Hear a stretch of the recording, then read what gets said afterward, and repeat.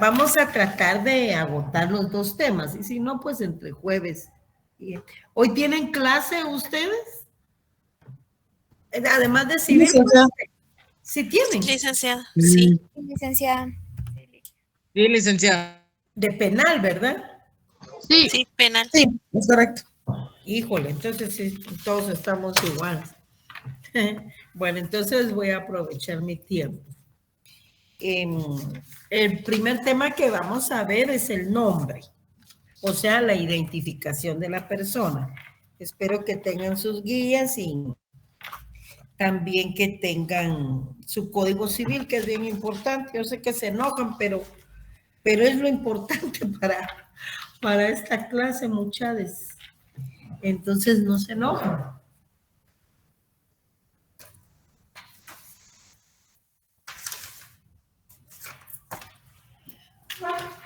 A ver, ahorita.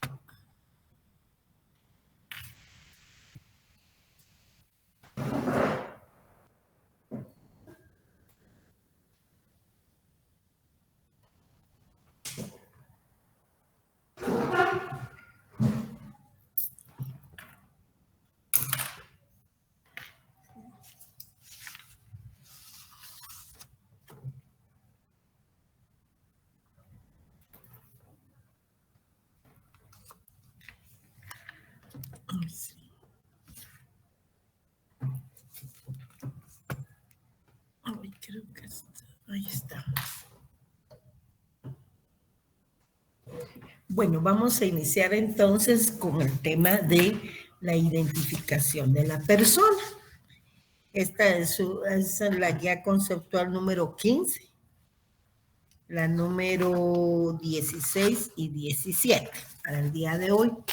Cuando nos referimos a la identificación de la persona, nos estamos refiriendo precisamente al tema del nombre. O sea, el nombre es un medio de individualizar a las personas, de identificarlas en todas sus relaciones familiares, laborales, estudiantiles, de recreo. Entonces, el nombre es un elemento interno, es personal y esas son sus principales características. Ahí en su primera guía tenemos entonces que el nombre también se compone por el nombre propio y apellidos, pero por eso la define como la palabra o conjunto de palabras, ¿verdad? Que sirven para designar a una persona distinguiéndola de otras y que la individualizan. Ahí tienen ustedes la definición del nombre y lo podemos hacer referencia con su artículo 73 de la Ley del Registro Nacional de las Personas, ¿verdad? Que el artículo 73 es la solicitud de inscripción, pero ya lo vamos a ver ahorita en la estructura precisamente del nombre. En cuanto a la estructura, pues se integra de dos partes. El nombre propio, prenombre, nombre de pila o de bautizo, y el patronímico, nombre de familia o apellidos. Hay 4 escuelas que tratan de explicar la naturaleza jurídica del nombre. Entre ellas está la escuela que lo considera al nombre como una institución, como una institución de policía civil. Vean y pongan atención, porque una institución de policía civil, no de policía nacional civil, que conste que lo estoy aclarando. Esta institución o esta escuela, pues, es fundamentada por el maestro Planiol y realmente pone énfasis en la obligatoriedad del nombre, tanto por interés personal como por la sociedad. De ahí que se considere como una institución de policía civil, repito, no de policía nacional civil, por la forma de controlar que tiene a las personas.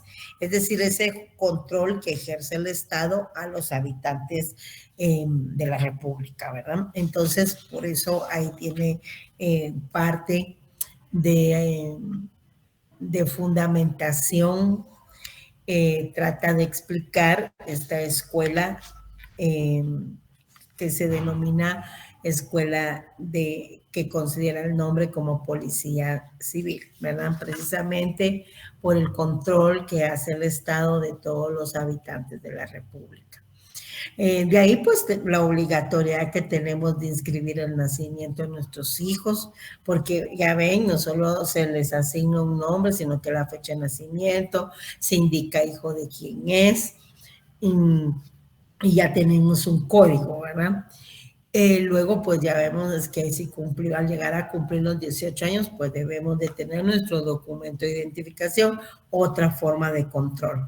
También debemos de tener nuestro número de identificación tributaria, o sea, NIC, otra forma de control.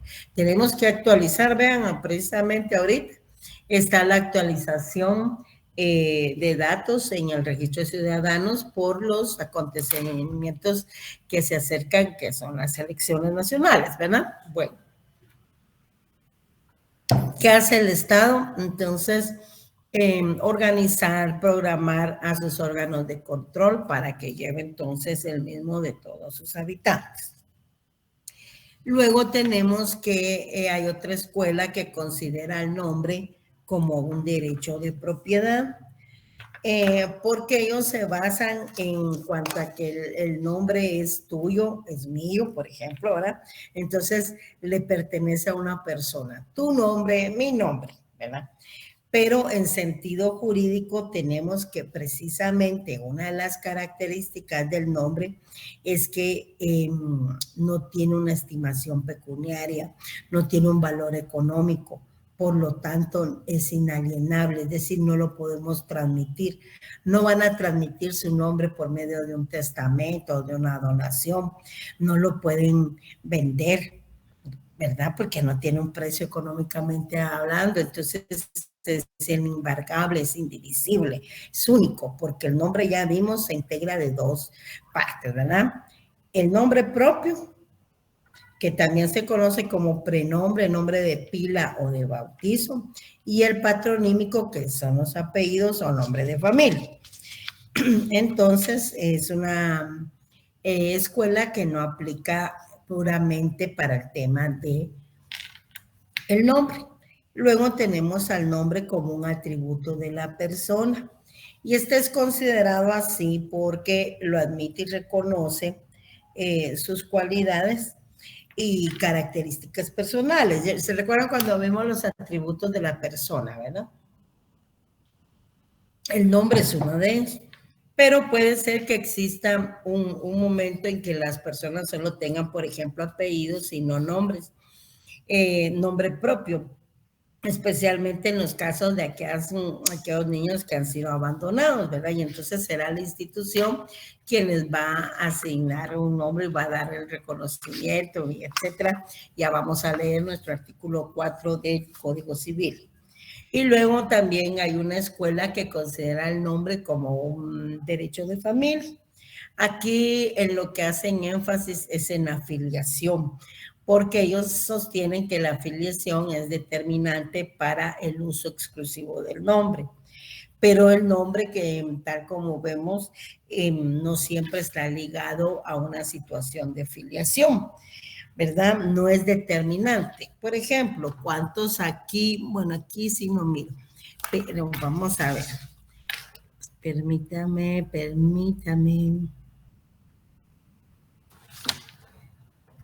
Vamos a ver.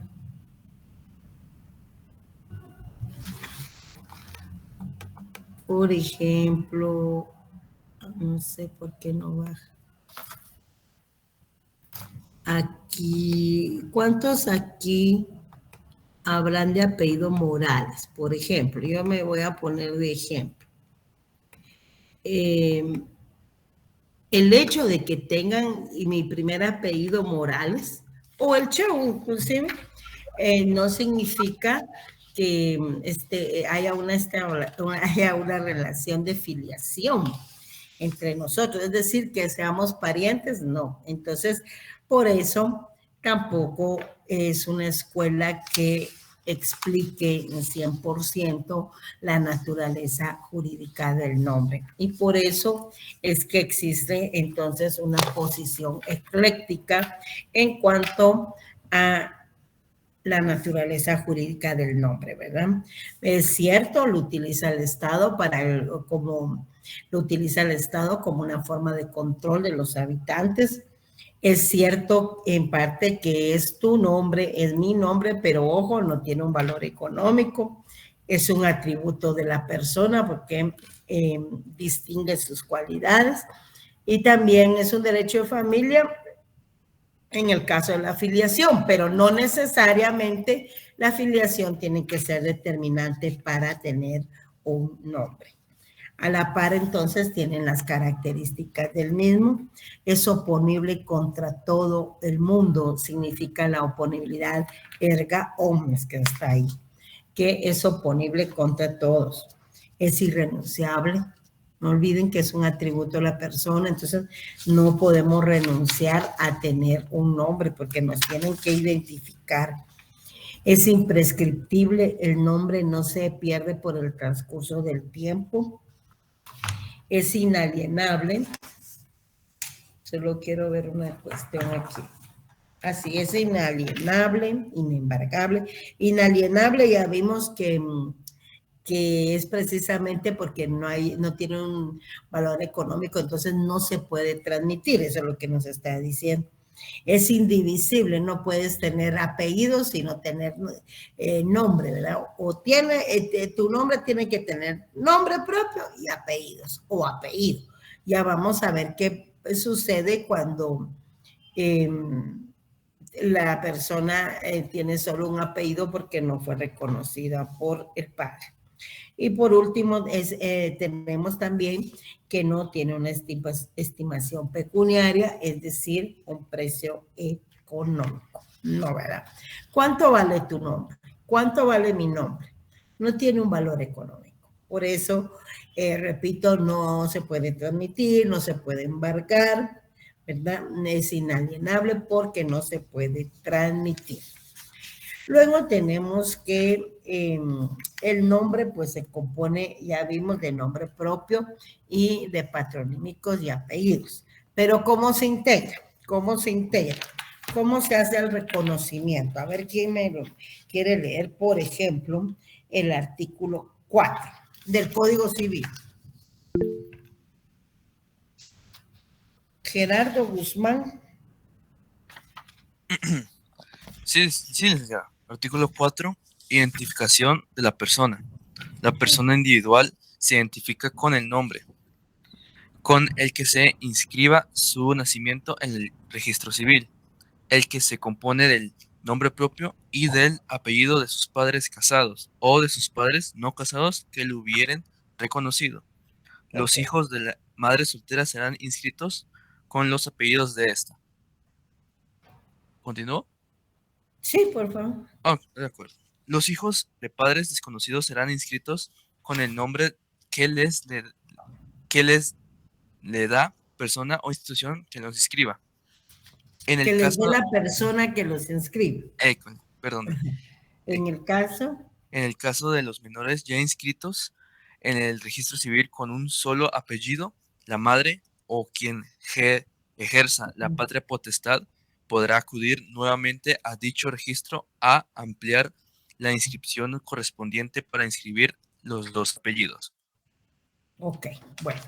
Vamos a leer ahora nuevamente. Gracias, Gerardo. El artículo, pero quería que se dieran cuenta entonces de las partes que integran el nombre, quienes pueden reconocer al hijo en este caso, qué sucede cuando solo uno de ellos lo hace y qué sucede con los padres desconocidos y qué sucede con aquellos que fueron reconocidos solo con el apellido de la madre. Ya ven todas las interrogantes que hay en cada esto. Deben de tener entonces su resaltador y su bolígrafo. Y vamos a leerlo nuevamente despacio, por partes. ¿Alguien que quiera ayudarme? Elfidio. Elfidio lo va a leer por partes hoy. Leamos la primera, por favor. Dice, identificación de la persona.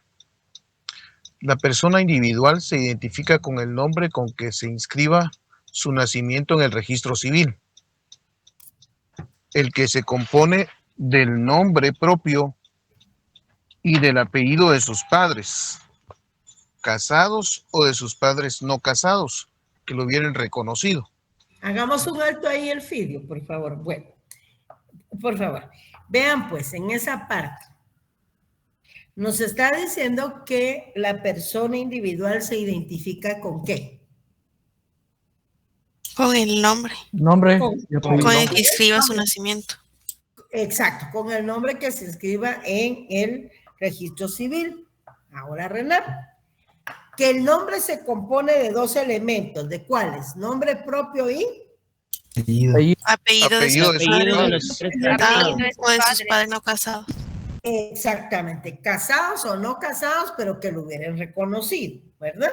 Entonces van viendo que ahí tienen entonces que el nombre identifica a la persona, lo distingue y que se integra de estos elementos. ¿Por qué les hago así? Porque por favor subrayen y anoten elementos del nombre, partes del nombre, etcétera. Sigamos con la segunda oración ahí, Elfidio, para terminar esta otra parte que es bien importante, por favor. Los hijos de padres desconocidos serán inscritos con el nombre. No, Elfidio, le falta. Es cierto, dice, los hijos de madre soltera serán inscritos con los apellidos de esta. Va, dejemos ahí pues. Cuando una madre es soltera, entonces va a inscribir a su hijo con los apellidos de ella. De esta, dice la ley, pero es el de ella, ¿verdad? Porque es persona. Entonces, por eso es que muchos inscriben a sus hijos con sus dos apellidos y que aparentemente pudiera darse a entender que son hermanos, ¿verdad? Pero no, este caso procede en virtud de que es una madre soltera, es decir, su papá no los reconoció. Hoy sí, vayamos terminando el filtro. Los hijos de padres desconocidos serán inscritos con el nombre que les dé la persona o institución que lo inscriba. Ok, ajá. Sí. Ok. En el caso de los menores ya inscritos en el registro civil con un solo apellido, la madre o quien ejerza la patria potestad podrá acudir nuevamente a dicho registro a ampliar la inscripción correspondiente para inscribir los dos apellidos. Ok.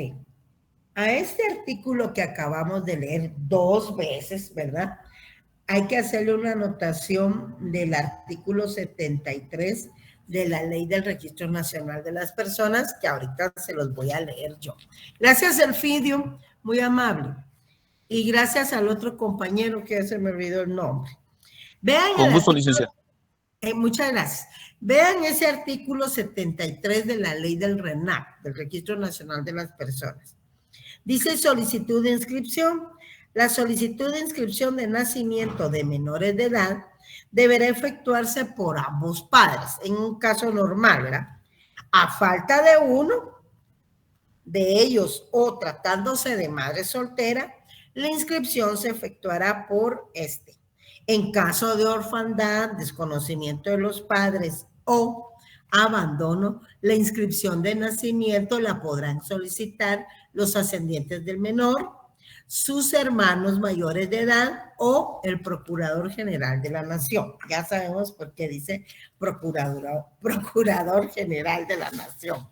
Entonces, ahí es donde vamos estableciendo cómo se integra el nombre, ¿verdad? Cómo se da el tema de la identificación de la persona y todo esto pues lo tenemos ahí en nuestra guía conceptual número 15. Ahora pasamos a la 16, siempre con el tema de identificación de la persona. Ya vimos entonces que el nombre tiene dos partes, repito, el nombre propio y los apellidos, ¿verdad? O patronímicos. Y ya vimos entonces que es esa palabra o conjunto de palabras que sirven para designar a una persona distinguiéndola de todas las demás. Eso es el nombre. Pero hay personas que utilizan en forma incompleta su nombre.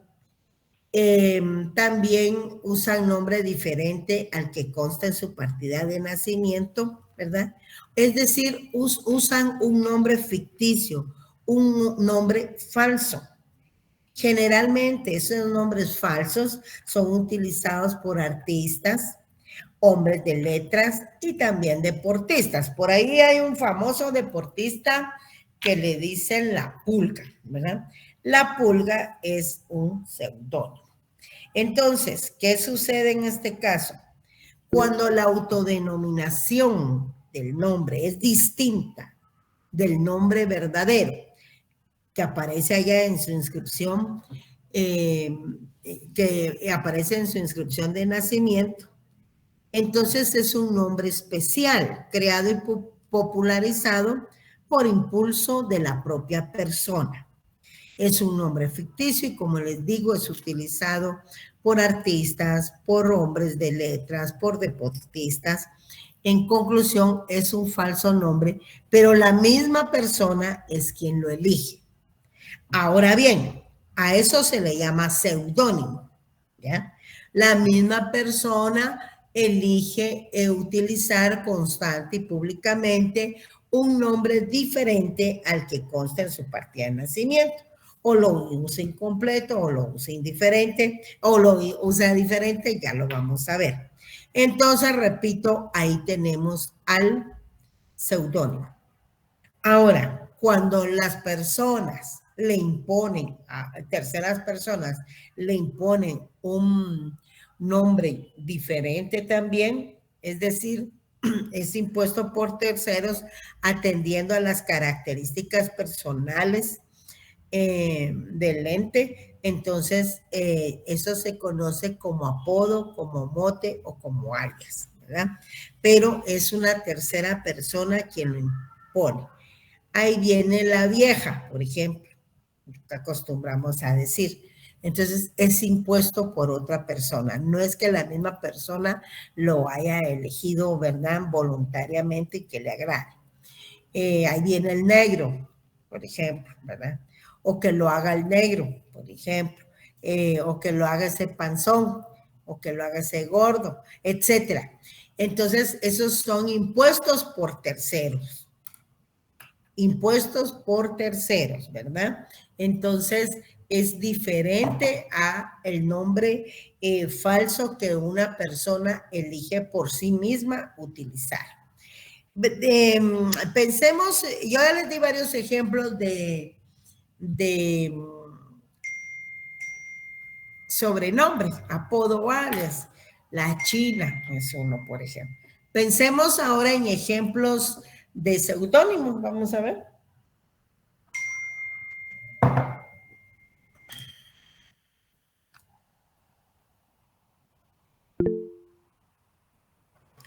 ¿Sí, Giselle? Disculpe, licenciado, usted dijo ejemplos de seudónimo. Sí, de seudónimo, ajá. Bueno, no se va, voy a intentarlo. Por ejemplo, mi nombre completo es Giselle Esther Puentes Acajay. Mi seudónimo, o sea, mi nombre que yo misma podría decir que inventé es Jefa, porque es la inicial de todo mi nombre. Ah, va. Pero ese es tu seudónimo, Giselle. Ese es tu seudónimo, ¿verdad? Ya dices Sí. el ejemplo de tu nombre y ahorita estás dando tu seudónimo porque estás comentando que te autodenominaste jefa. Sí, podría decir que sí. Lo integraste de toda, es una abreviatura de tu nombre, ahí te entendí. Sí, exacto. Ah, bueno. Pero ese es tu seudónimo y ese es tu nombre, vaya. Sobrenombre. Bueno, a mí me dicen Chinita. Pero porque te dicen, te lo dicen. No, te es impuesto. Ajá, muy bien. Muy bien, Giselle, diste todos los ejemplos, ¿verdad? De tu nombre, de tu seudónimo y de tu sobrenombre, ¿verdad? Muy bien. Sí, así. Gracias, licenciada. Muy bien, están poniendo atención, me alegra mucho. Otro que me quiera dar ejemplos de seudónimo, por favor.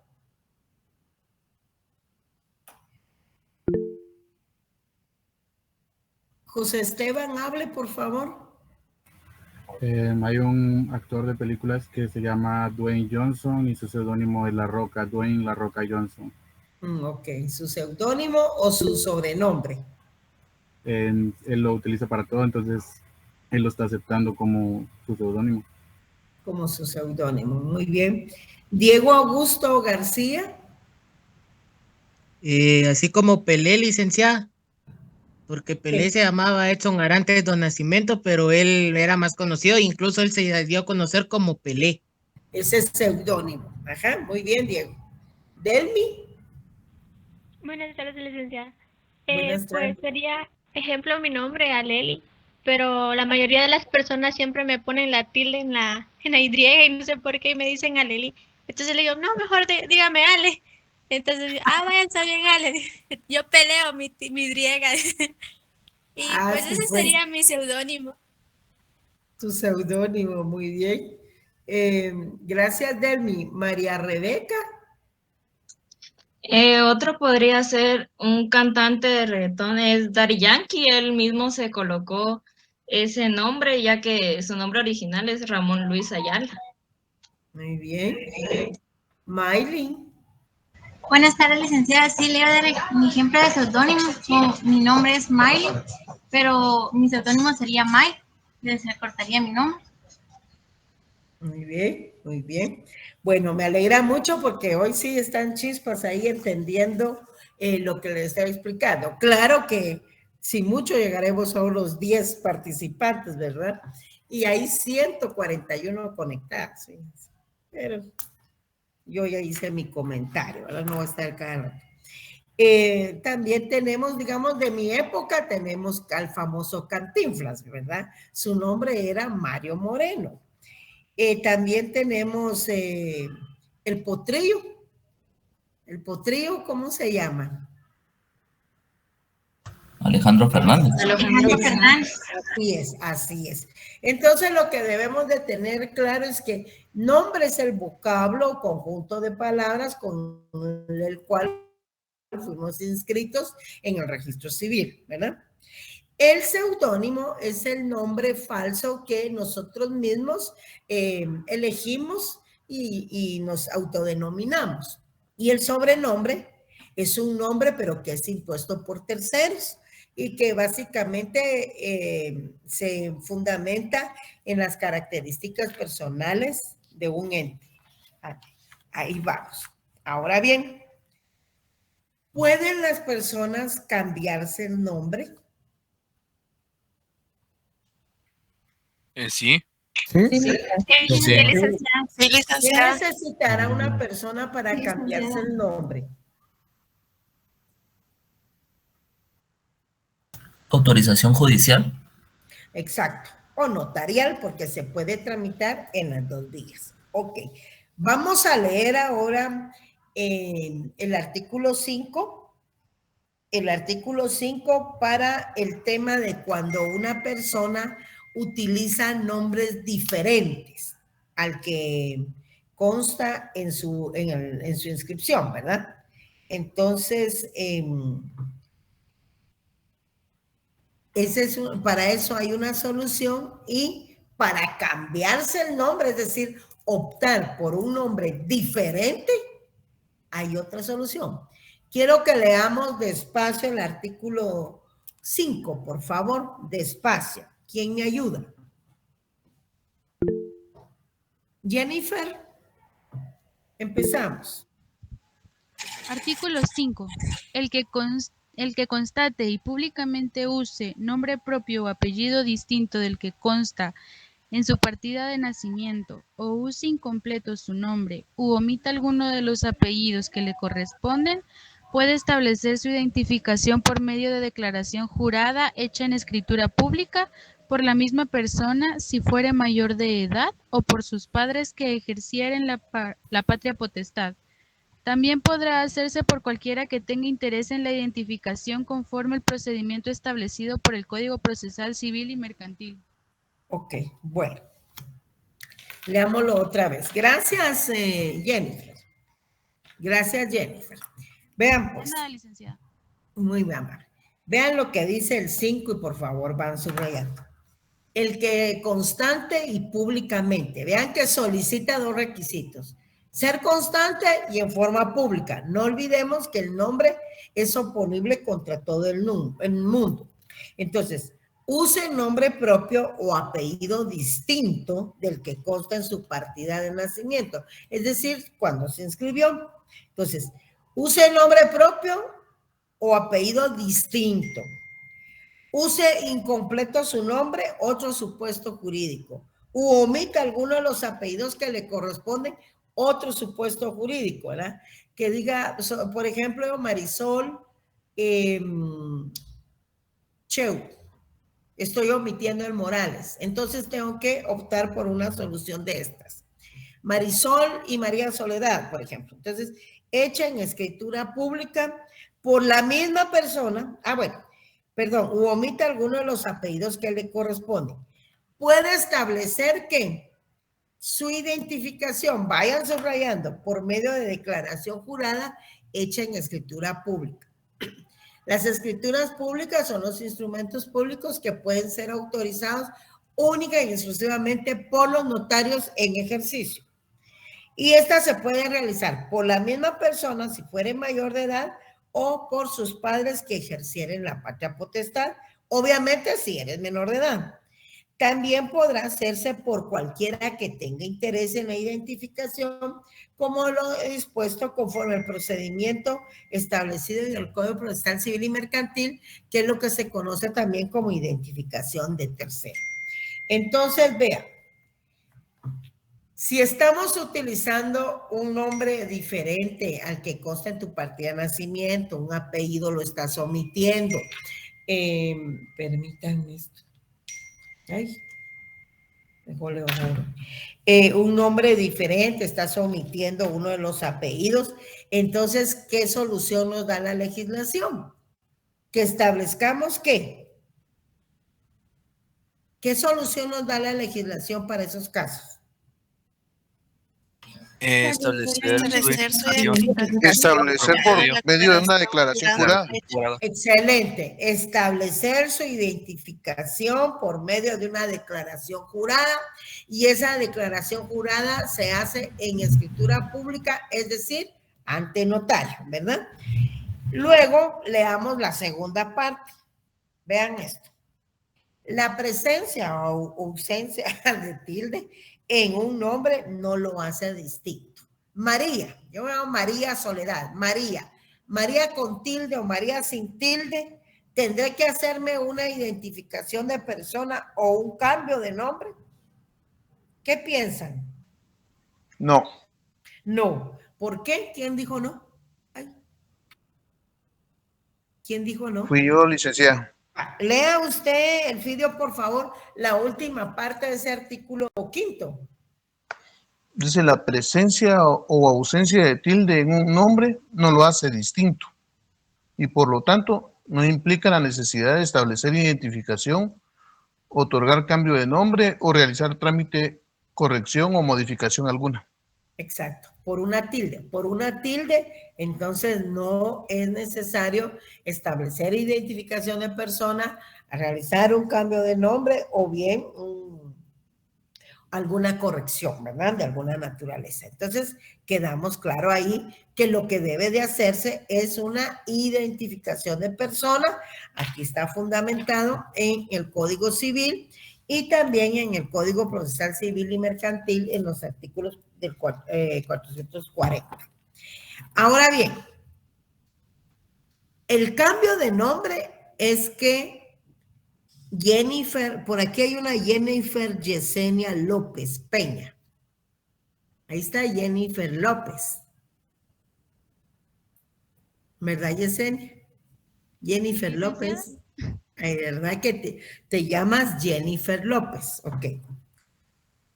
Vean ahí. ¿Podré yo cambiar mi nombre de María Soledad Morales Cheu por el de Jennifer Yesenia López? ¿Qué piensa? Yo quiero llamarme como Jennifer. Tal vez los nombres sí, licenciada, pero los apellidos no. ¿Qué pasó? Sí se puede. Licenciada, supuestamente usted está diciendo que si lo usa públicamente, como dice en el artículo, y se le reconoce, usted se reconoce con ese nombre y con ese apellido, usted podría cambiarse el nombre, porque usted es mayor de edad. Mijo, ya ahorita estamos hablando del cambio de nombre y tú ya lo estás confundiendo con lo que ya vimos, que es la identificación de persona. Lo acabamos de explicar. Ahora ya vamos para el cambio de nombre, que es una situación diferente. No me confundas identificación con cambio de nombre. Ya la identificación, 2 veces leímos el artículo 5.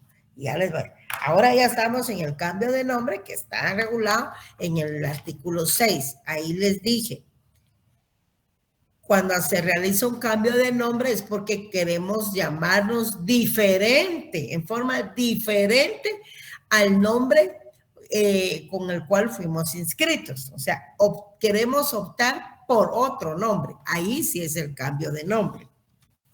Ahora mi pregunta, por aquí estaba Jennifer López. ¿Qué tal si yo, Marisol Morales Cheu, quiero llamarme Jennifer López Peña? Aquí está la compañera, Jennifer López Peña. ¿Podré yo cambiarme mi nombre por el de Jennifer López Peña, la compañera que está aquí? Sí, licenciada, si ella se opone, como dice en el artículo. Ajá, léete el artículo 6, por favor. Dice, cambio de nombre. Las personas no pueden cambiar sus nombres sino con la autorización judicial. La persona a quien perjudique un cambio de nombre puede oponerse a la pretensión del solicitante en la forma que dispone el Código Procesal Civil y Mercantil. Ok. Entonces yo puedo optar porque quiero llamarme Jennifer Yesenia López. ¿Qué te me hiciste, Jennifer? Bueno, no te me muevas de ahí por el nombre. Entonces, ¿qué sucede? Para un cambio de nombre necesitamos autorización judicial o bien notarial. Se puede realizar en las 2 vías, se puede realizar su trámite. Uno es mediante un proceso voluntario, porque no hay demandado, ¿verdad? Que es un proceso especial voluntario de cambio de nombre ante juez competente, que es el juez de primera instancia civil, y también lo podemos hacer ante un notario, ¿verdad? En sede notarial. Si hay oposición, entonces ya nos vamos a la vía judicial, pero lo podemos realizar así. ¿Qué sucede en el cambio de nombre? Fíjense que cuando usábamos un nombre diferente, omitíamos un apellido, usábamos un nombre incompleto, establecíamos nuestra identificación personal mediante declaración jurada en escritura pública. Pero el cambio de nombre, amigos, ese sí lleva a un procedimiento. ¿verdad? De los que le estoy diciendo, que están regulados aquí en el Código Procesal Civil y Mercantil, y también está regulado en la ley de la tramitación notarial de asuntos de jurisdicción voluntaria, o sea, la ley reguladora de la tramitación notarial de asuntos de jurisdicción voluntaria. ¿Qué se hace? Bueno, se agota ese proceso. Cuando se manifiesta que se quiere cambiar el nombre, se ordenan unas publicaciones, ¿ya? Entonces, esas publicaciones se hacen en los respectivos diarios, tanto en el Diario Oficial de Centroamérica como en otro de mayor circulación. ¿Para qué? Se está anunciando que Marisol Morales Cheu quiere cambiarse el nombre por el de Jennifer López Peña. Ok. Entonces Jennifer se da cuenta de esto y dice, no, eso me va a perjudicar, peor en mi herencia, pero si quieren darle herencia a la Marisol y no, yo Jennifer López Peña solo hay una, ¿verdad? Se opone. Y como ella se opone, lleva un trámite en la vía incidental, el juez resolverá si es procedente o no la oposición de Jennifer y entonces puede ser que no se acepte ni cambio de nombre. Pero también puede ser que Jennifer diga, mejor otra que se llame como yo, pero la hija reconocida soy yo. En cambio, ella tiene su papá y ella se quiere cambiar el nombre, pero no fue inscrita así. Entonces, puede ser que no haya oposición y se apruebe mi cambio de nombre. Yo, a partir del momento en que esté inscrita y que el juez o el notario me haya declarado mi autorización, yo me voy a llamar Jennifer López Peña y ya no Marisol Morales Cheu. O sea, a partir de ahí empiezo a utilizar el nombre que me fue autorizado judicialmente o en forma notarial, diferente al que yo tenía, ¿ya? Entonces se puede realizar ese cambio de nombre. En la guía número 17 tenemos, por favor, el cambio de nombre. La persona puede cambiar su nombre con autorización judicial de conformidad con el artículo 6 del Código Civil, ¿verdad? Y cuyo trámite se encuentra regulado en los artículos 438 y 439 del Código Procesal Civil y Mercantil. Ahora mejor les enseño porque hay unos que ni la Constitución conocen. Entonces, esta se llama Constitución, miren eso. Y este se llama Código Procesal Civil y Mercantil. Entonces, se tramita conforme lo regulado en el Código Procesal Civil y Mercantil y también, como les decía, si lo quieren hacer en sede notarial, pues se utiliza la ley reguladora de la tramitación notarial de asuntos de jurisdicción voluntaria. Cuando es una tercera persona que le interesa y establecer la identificación de una persona, estamos ante la identificación de un tercero, que también tiene su trámite en el Código Procesal Civil y Mercantil, tal como lo regula el artículo 5 también del Código Civil. ¿Qué acciones nacen del nombre, del derecho al nombre? Pues en el campo civil o en la rama civil, pues ya vimos que por medio de la impugnación de la persona interesada, cuando vea que puede salir afectada por el cambio de nombre de una persona, ¿verdad? Y en la rama del derecho penal también tenemos delitos. Delitos en su código penal están. Tenemos delitos que protegen también la utilización de un nombre diferente y que vaya a perjudicar a un tercero. Ahí lo tienen en el artículo 337, pero del Código Penal. Ahorita no va a estar en el Código Civil. Vean cómo nuestro derecho civil se relaciona mucho con el derecho penal. Ese delito se llama uso público de nombre supuesto. Y se refiere a quien usare públicamente nombre supuesto, pues será sancionado con multa de 500 a 3,000 quetzales, dice acá. Y si el uso del nombre supuesto tuviera por objeto ocultar algún delito, eludir una condena o causar algún perjuicio al Estado o a un particular, además de la sanción señalada en el párrafo anterior, que antecede, se impondrá al responsable prisión de 1 a 2 años, fíjense. Y tenemos también uso ilegítimo de documento de identidad, pero eso era más para el estado civil, de las personas que lo dimos, ¿verdad? Entonces, quiero que por favor les quede claro lo siguiente. 1, la utilización del nombre y su integración, ¿verdad? Y que así somos inscritos en el registro civil de las personas.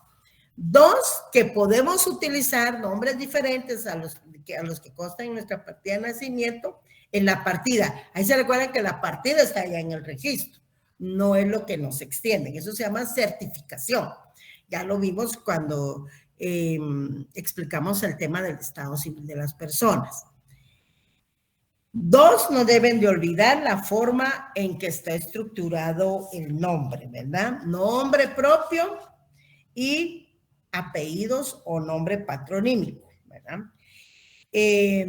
También debemos de tener bien claro que cuando utilizamos nombres diferentes, que a eso me estaba refiriendo, entonces tenemos, cuando usamos un nombre diferente, pero lo elegimos nosotros mismos, estamos ante el seudónimo.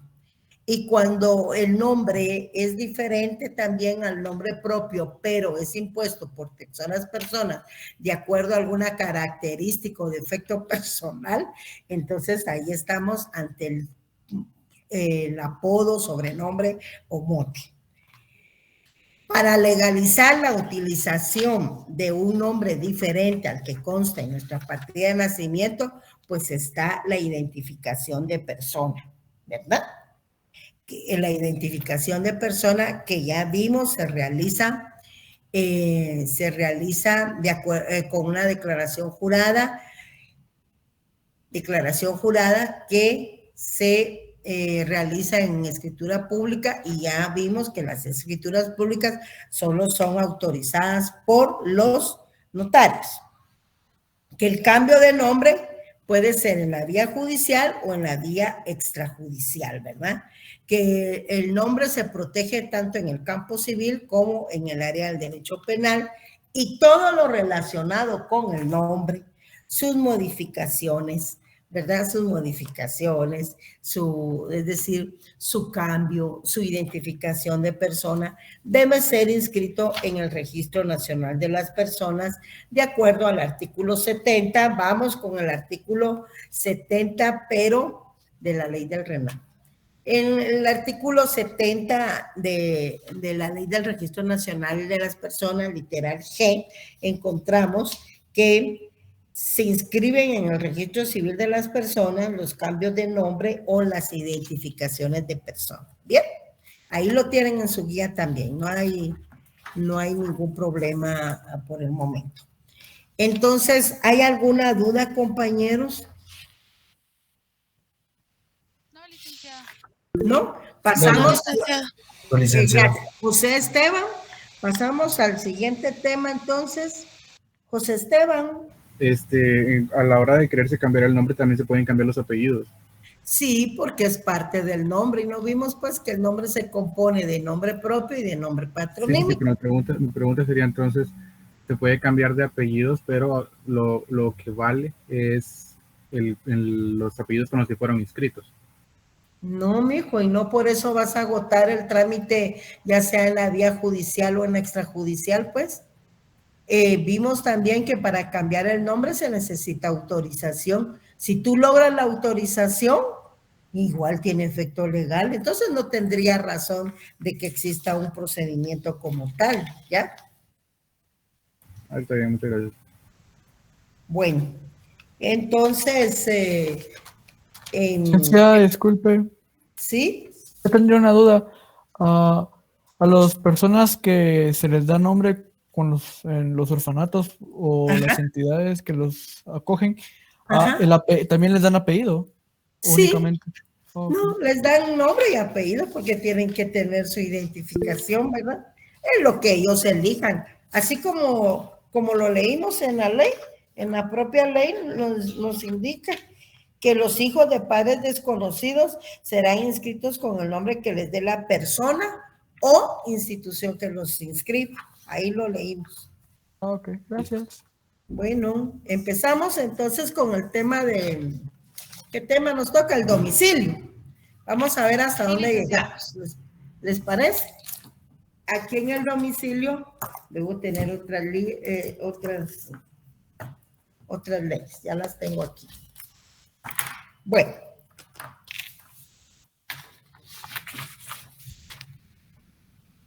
Ya vimos que el nombre sirve para identificar a las personas. Es un atributo, ¿verdad? Lo vimos. ¿Se recuerda? Sí, licenciada. Sí. Entonces, gracias. Entonces,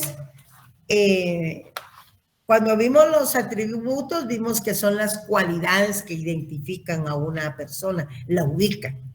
Entonces, a través del nombre que lo acabamos de ver, la vamos a identificar. Pero fíjense que también es necesario ubicar a una persona. ¿Ya? Y la vamos a ubicar precisamente a través de algo que vamos a estudiar hoy, que se llama el domicilio. ¿Ya? El domicilio. El domicilio, como les decía, sirve para ubicar a una persona.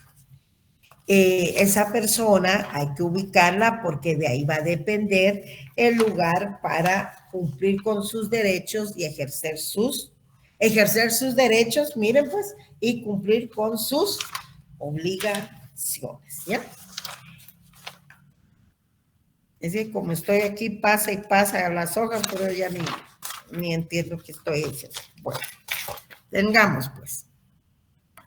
Les comentaba que esa es la importancia del domicilio. Ya vamos a ver el código que consiste en la utilidad de o sea, su importancia consiste que es necesario ubicar a una persona precisamente para el ejercicio de sus derechos y el cumplimiento de sus obligaciones.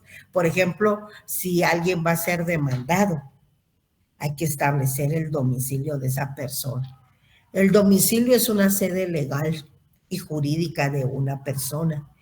Se deriva de un latín que se escribe domicilio, ¿verdad? Que proviene de domus, de casa. Y también tiene una utilidad en cuanto a que sirve para determinar, eso lo van a ver más en teoría del proceso, para determinar una competencia o incompetencia de los tribunales en cualquier asunto judicial, ¿verdad?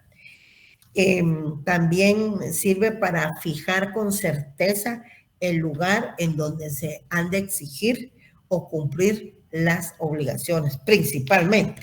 Entonces, se fija con certeza el lugar donde se han de cumplir las obligaciones y ejercitar los derechos. Representa entonces el domicilio una sede jurídica, ¿ya? Representa una sede jurídica. O sea, el lugar en que se han de ejercitar ciertos derechos y cumplir ciertas obligaciones. Y de ahí su importancia según el maestro Espín Cánovas. Hay un artículo 12 del Código Procesal Civil y Mercantil que le vamos a leer acá, especialmente en el tema de la competencia por razón del domicilio. Ahí tiene su aplicación. Yo aquí se los cité y se los voy a leer para que ustedes vean la aplicación, ¿verdad? Pero como les digo, es un tema que se los van a ampliar en derecho procesal, perdón, en teoría del proceso. Procesal civil llevan hasta en el 8º semestre. Entonces, el artículo 12, ustedes lo van a ir a leer, 12 y 13 del Código Procesal Civil y Mercantil. Ahí están citados en la guía número 18 y están los efectos procesales para iniciar una demanda, por ejemplo. Entonces, vean, cuando se ejerciten acciones personales, es juez competente en un asunto de mayor cuantía, el de primera instancia del departamento en que el demandado tenga su domicilio. En el de menor cuantía, el juez menor de su vecindad. En fin, ahí regula otras cuestiones, pero básicamente lo que aplicamos para el tema de domicilio es esto. Entonces,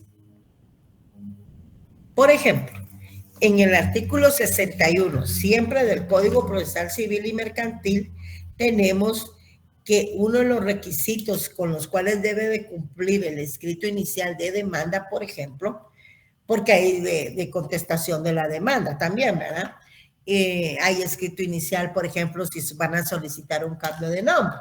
Entonces, tenemos el artículo 61 y en el numeral 2 indica que debe de indicarse lo siguiente: nombre y apellidos completos del solicitante o de la persona que lo represente, su estado civil, nacionalidad, profesión u oficio, domicilio e indicación del lugar para recibir notificaciones, que son dos situaciones diferentes. El domicilio, vamos a ver que de acuerdo a la legislación también, ese lugar lo establece la persona, con ánimo de residir en él, ¿verdad? Por más de un año, y con el ánimo de esa residencia, que es el domicilio voluntario. Ahorita vamos a ir a leer el artículo 32 y 33.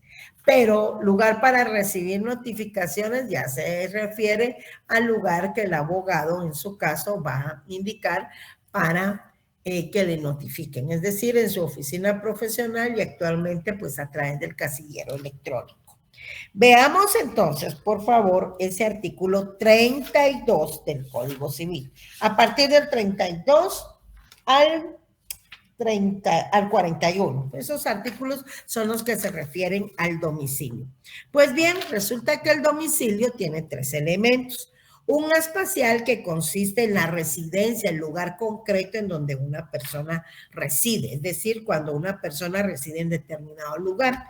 Su elemento espacial, como es la residencia, es su casita, su departamento, la champita. Bueno. El temporal consiste en la habitualidad del residir, o sea, el tiempo que lleva de residir en ese lugar, que para nuestra legislación solicita 1 año. Y el elemento intencional es la voluntad o el ánimo de residir en determinado lugar, o sea, de permanecer en ese lugar. ¿Alguien que quiera ayudarme con la lectura de los artículos 32 y 33, por favor? José Alfredo, vas a leer el 32, y Jennifer, a quien ya le iba a quitar el nombre, lee el 33. Luego Elizabeth, porque hay más artículos, hoy sí tenemos varios artículos. Artículo 32. Ajá, gracias, José Alfredo. El domicilio se constituye voluntariamente por la residencia en un lugar con ánimo de permanecer en él. 32. Vean todo lo que nos está indicando. Por favor, vayan subrayando, haciendo las anotaciones. El domicilio se constituye, dice, voluntariamente por residir en un lugar con ánimo de permanecer en él. Ya vieron que encontramos ahí elementos del domicilio que acabamos de leer y que están ahí en su guía conceptual 18. ¿Ya vieron? Sí, ya. Leamos ahora, ya le había asignado la lectura del artículo 33 a otra compañera, no sé, ya no me recuerdo a quién. A la que le quería quitar el nombre. Ah, sí, a ti que te quiero quitar tu nombre y apellido. Jennifer López. 33. Sí, Jennifer, gracias. Se presume el ánimo de permanecer por la residencia continua durante 1 año en el lugar. Cesará la presunción anterior si se comprobare que la residencia es accidental o que se tiene en otra parte. En otra parte. Gracias, Jennifer. Vean, los artículos 32 y 33, en ambos artículos encontramos entonces los elementos del domicilio. El espacial, por ejemplo, lo encontramos en el 32. Y también ese elemento intencional lo encontramos en ese mismo artículo. En el 33 encontramos tanto el espacial como el temporal, ¿ya? Entonces, repito, en los artículos 32, en los artículos 32 y 33 encontramos los 3 elementos del domicilio: espacial, temporal y voluntario o intencional, ¿verdad? Anoten ahí, vayan anotando sus elementos del domicilio. Bueno, ahora bien, hay clases de domicilio en el Código Civil y en otro código que se llama Código Tributario. Elizabeth, ¿tú estás levantando la mano? Sí, licenciada, para leer el siguiente artículo, pero usted me dice cuándo ya. Ah, va. Entonces, cuando yo te diga, te aviso.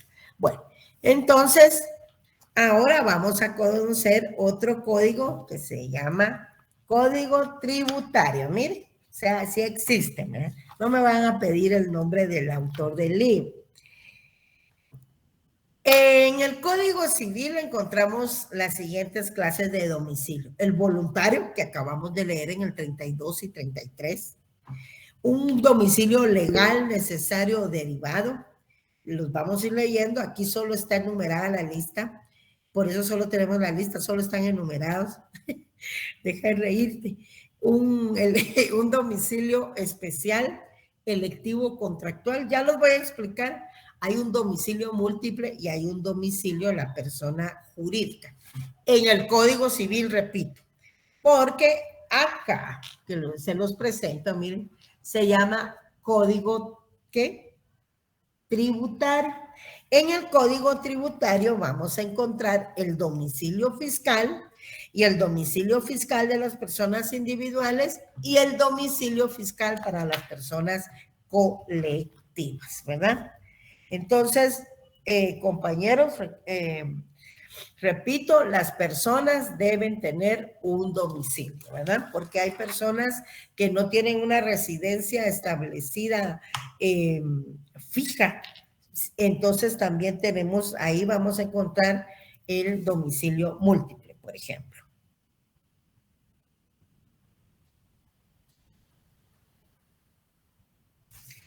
Bueno. Ahora pasamos a la clasificación del domicilio, pero en el Código Civil. Vamos a empezar a ver. Bueno, ya vimos entonces que tenemos un domicilio voluntario que lo tenemos establecido o regulado en los artículos 32 y 33 del Código Civil. Ahí le pueden anotar, además de los elementos temporal, espacial, voluntario o intencional, ahora van a anotar domicilio, voluntario o real. Ahí está el ánimo de permanencia de la persona de residir en un lugar. Pero les cuento que la ley también le puede señalar el domicilio a una persona, es decir, se lo fija, porque es necesario que lo tenga siempre para el ejercicio de sus derechos y el cumplimiento de sus obligaciones. Por ejemplo, aunque no estén ahí presentes, le di el turno para que leyera un artículo de una señorita y ahora lo que te solicito, ya se me olvidó el nombre, es que leas el artículo 36, por favor, compañera. Tú me dijiste... Con mucho gusto, licenciada. Ay, gracias, Elisa. Me asusté. El domicilio legal de una persona es el lugar en donde la ley le fija su residencia para el ejercicio de sus derechos y el cumplimiento de sus obligaciones, aunque de hecho no esté allí presente. Okay. Bueno, fíjense pues, ¿quién le está fijando el domicilio a estas personas? La ley. La ley. La ley, exacto, la ley. Ahora vamos a ver a quién la ley le fija su domicilio. Y vean lo interesante. Dice que para el ejercicio y el cumplimiento de sus obligaciones, aunque de hecho no esté ahí presente. Veamos ahora el artículo 37, porque vamos a establecer cuáles son los domicilios que se reputan legales, ¿verdad? Y ahí creo que nos vamos a quedar porque ya voy a tener que ingresar a la otra sección. Leamos el domicilio legal Artículo 37, ¿quién no quiere leer, por favor? Si quiere, yo se lo puedo leer, licenciada. Gracias, Pablo Roberto. Dice, se reputa domicilio legal del menor de edad e incapacitado el de las personas que ejerzan la patria potestad o la tutela. Vale, hagamos un alto ahí, Pablo. Miren, los menores de edad e incapacitados deben de tener un domicilio. Entonces la ley le está indicando que el domicilio de ese será el de ¿quién? El de las personas que ejerzan la patria potestad o tutela. Domicilio legal, en el caso de los menores de edad, ¿verdad? Siguiente, Pablo, por favor. Inciso B. De los funcionarios, empleados, dependientes y demás personas, el lugar en que prestan sus servicios por los que accidentalmente se hayan desempeñando alguna comisión, no adquieren domicilio en el lugar. Ok. Siguiente. C. De los militares en servicio activo, el lugar en que están destinados. Muy bien. D. De los que se hayan extinguiendo una condena, el lugar en donde la extinguen, por lo que toca a las relaciones jurídicas posteriores a ella, en cuanto a las anteriores, conservarán el último que haya tenido. Y E. De los agentes diplomáticos guatemaltecos residentes en el extranjero por razón de su cargo, el último domicilio que tenían en el territorio nacional. Bueno, ¿ya vieron? Todos estos domicilios son legales y son legales porque la ley les está estableciendo. Bueno, si eres menor de edad incapacitado, tu domicilio será el de tus padres o el de la persona quien ejerza la patria potestad. Si eres un funcionario, empleado, dependiente, etcétera, y te encuentres accidentalmente desempeñando una comisión, entonces ahí no adquieren domicilio legal, pero sí será el lugar en que prestan sus servicios, ¿verdad? Pero si accidentalmente se hayan desempeñando alguna comisión, ahí no adquieren domicilio en ese lugar, ¿verdad? Si eres un militar en servicio activo, el lugar donde estás destinado. Si te encuentras cumpliendo una condena y me estás viendo aquí recibiendo la clase virtual, entonces es el lugar donde cumples la condena. Tomen en cuenta que aquí ya habla de condena, o sea, ya hubo una sentencia firme, ¿verdad? Entonces, por lo que toca a las relaciones jurídicas posteriores a ella, y en cuanto a las anteriores, o sea, antes de que le dictaran su condena, conservarán el último que hayan tenido. También si eres un agente diplomático guatemalteco residente en el extranjero por razón de tu cargo, el último domicilio que tenías en el territorio nacional. Vean, ahí es la ley la que de acuerdo a las circunstancias te fija tu domicilio, pero solo para estos casos, ¿no? Solo para estos casos. También existe un domicilio especial, electivo, contractual.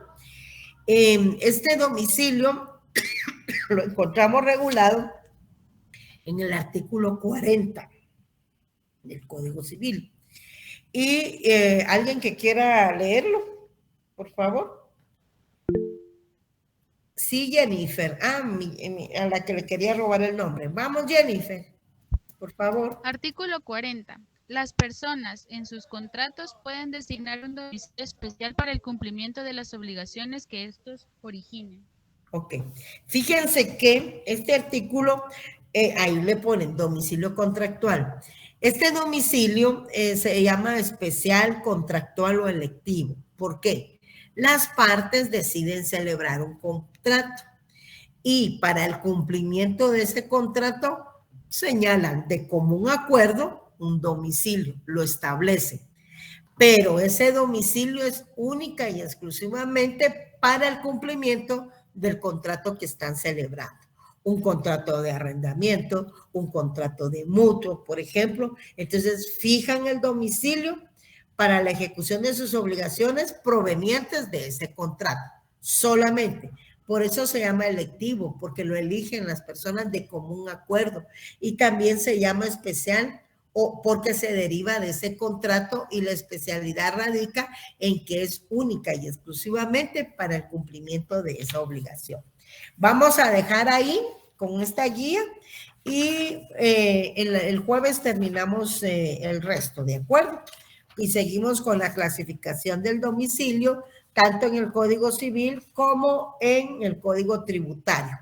Si pueden tener para la próxima clase su Código Tributario y Código Municipal, mucho mejor, ¿verdad? Así lo vemos ahí.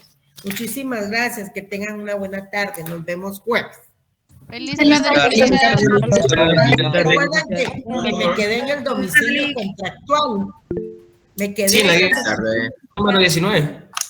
Exacto. Catherine, ¿ibas a preguntar algo? No, Lick, me equivoqué, disculpe. Vaya, está bien. Pasen feliz tarde. Feliz tarde, licenciada.